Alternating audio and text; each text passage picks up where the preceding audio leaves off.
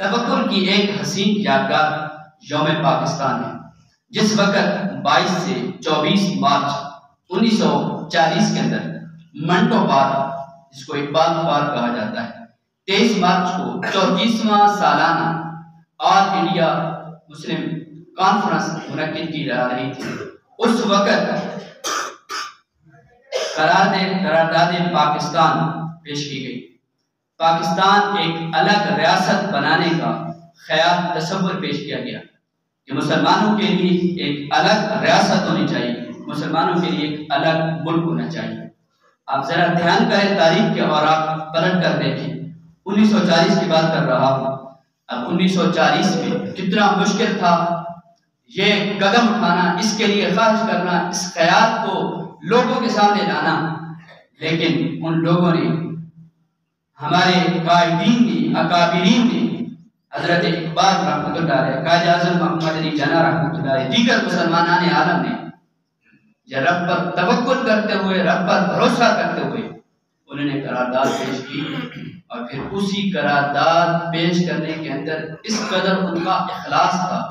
اس قدر ان کو رب پر توکل تھا، رب پر بھروسہ تھا کہ اللہ رب العالمین نے ایک وقت آیا 1947 کا کہ اللہ رب العالمین نے مسلمانوں کو پاکستان جیسا خوبصورت ملک عطا کر۔ لیکن افسوس ہے آج اس ملک پاکستان کے ساتھ،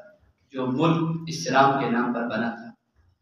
جو بانیان پاکستان نے کتنی قربانیاں پیش کرنے کے بعد یہ ملک حاصل کیا تھا اسلام کے نام پر، آج اس میں اسلام کا نام دینا مشکل ہو گیا۔ آج ان بانیان پاکستان کے ساتھ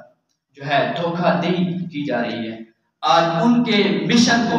پاؤں کے نیچے روندا جا رہا ہے۔ دعا کرتا ہوں اللہ رب العالمین رمضان المبارک کی بابرکت گھڑیوں کا واسطہ اللہ ایسا